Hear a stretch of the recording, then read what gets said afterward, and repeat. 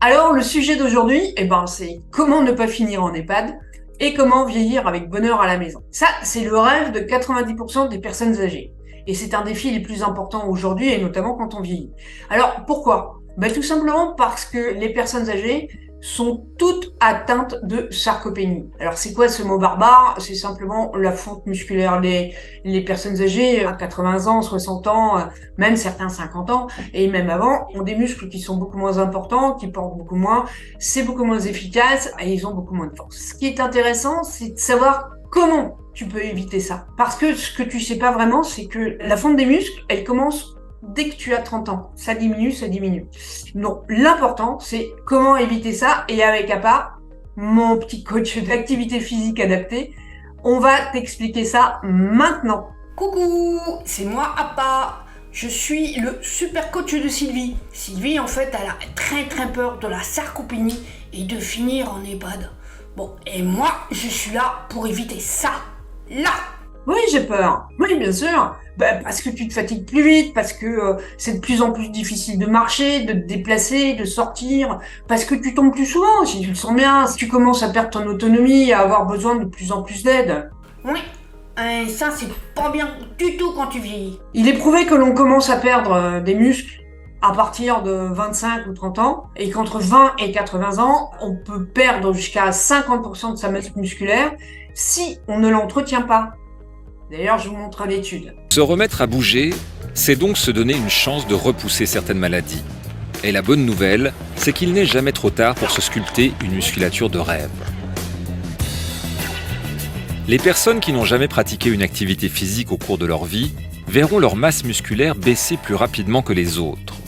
Moins on entretient sa musculature, plus vite on risque de perdre son autonomie. Oui, mais j'entends rassure tout de suite. Ce n'est pas inéluctable.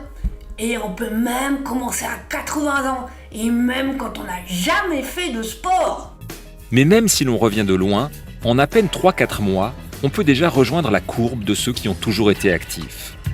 D'ailleurs, le docteur Kayser nous le confirme. Ce qui est assez extraordinaire avec le temps, c'est que cette plasticité du muscle reste tout à fait là. Les Suisses ont mené une étude sur les problèmes des seniors causés par la sédentarité, mais aussi la capacité de chacun à récupérer et à entretenir ses muscles. Alors pour ça, ils ont sélectionné des femmes et des hommes entre 60 et 80 ans qui étaient sédentaires, c'est-à-dire qu'ils faisaient moins d'1 heure d'activité physique par semaine. Ah oui, ah là ça fait pas beaucoup. Pour vous expliquer les risques de la sédentarité, je vous propose d'écouter le docteur François Carré. Quand on passe plus de 6 heures en position assise, nos organes se grippent et fonctionnent au ralenti, provoquant des déséquilibres dangereux pour notre santé. Pour bien prendre conscience de la problématique, aujourd'hui on dénombre plus de 35 maladies chroniques qui sont favorisées par le temps passé assis et par l'inactivité physique. 35, ça touche tout. Et pire, je fais le lit des cancers. On sait que le temps de sédentarité augmente le risque de cancer de 25%. Sylvie, mais arrête de les stresser. Je t'ai déjà dit que ce n'était pas inéluctable. Là.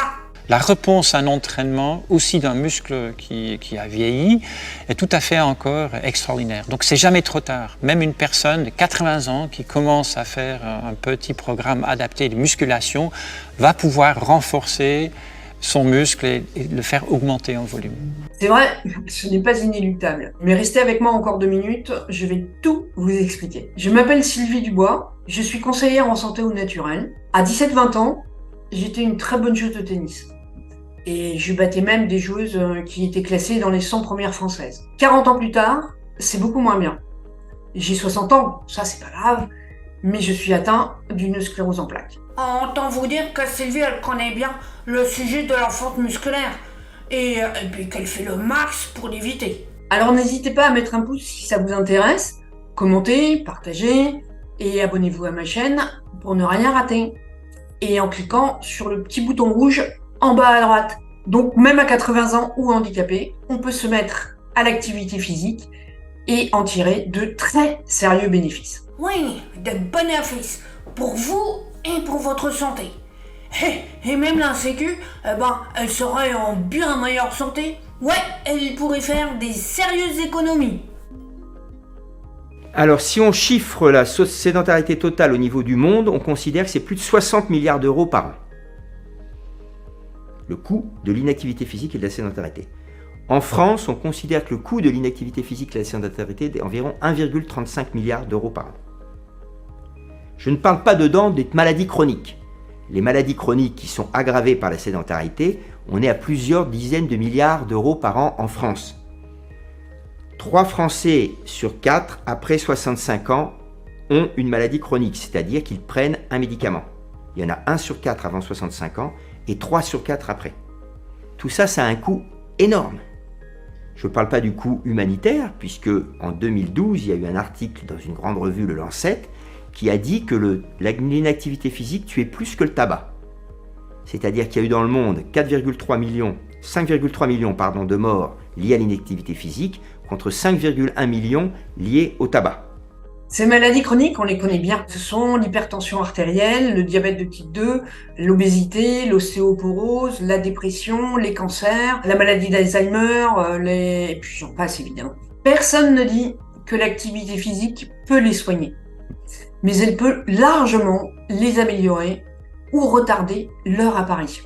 Et oui, l'activité physique, en fait, c'est la nourriture du cerveau. En tout cas, c'est ce que disent maintenant les neurologues, notamment pour la maladie d'Alzheimer. Oh, ça me rappelle Albert Einstein. Il disait, la vie, c'est comme la bicyclette. Et si tu t'arrêtes de pédaler, eh ben tu tombes. Merci Appa pour ce rappel très scientifique. On va voir maintenant ce qu'on peut faire pour éviter ça et comment. La toute première chose à faire, c'est casser les périodes assises. Alors, au moins toutes les 2 heures, il faut se lever et marcher 3 ou 4 minutes. L'idéal, c'est se lever toutes les heures et de marcher 1 minute. C'est d'ailleurs pour ça qu'un inventeur a imaginé le bureau marcheur. En fait, il faudra faire 30 minutes d'activité modérée par jour, tous les jours. Voilà. Je vous rassure, 3 fois 10 minutes, c'est pareil. Et non pas 5 heures le week-end, genre 2 heures le samedi, 3 heures le dimanche. Ça marche beaucoup moins bien. En vérité, si vous ne faites pas d'activité tous les jours, votre corps s'endort et vous perdez tout le bénéfice de l'activité physique. Une chose à retenir, l'activité physique ne fait pas qu'ajouter des années à la vie, mais elle ajoute de la vie aux années. Alors, finalement, la marche modérée, qu'est-ce que c'est ? Moi, je sais. C'est une marche où on est légèrement essoufflé, mais on peut parler en marchant et on ne transpire pas. Quels sont les bénéfices de la marche ? En tout premier, ça améliore le rythme cardiaque. Elle solidifie aussi les os grâce aux chocs répétés sur le sol. Et en fait, ça permet de lutter contre l'ostéoporose. Et oui, l'os, il est sollicité par les petits chocs. Donc, il se réveille et automatiquement, il se renforce.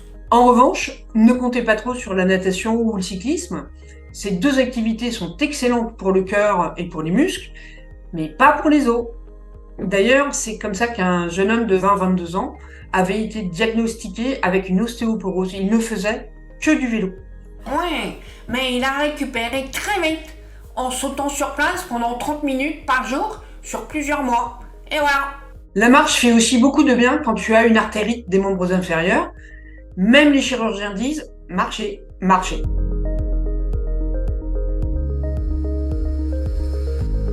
Lors de l'étude suisse, les personnes faisaient, sous surveillance médicale bien sûr, 3 fois par semaine pendant 4 mois, plusieurs activités, suivant leur capacité cardiovasculaire, physique, etc. Du vélo, de la marche, de la musculation, du fitness, tout ça des activités adaptées à chacun d'entre eux. Quel que soit leur âge, ils en ont tous tiré des bénéfices.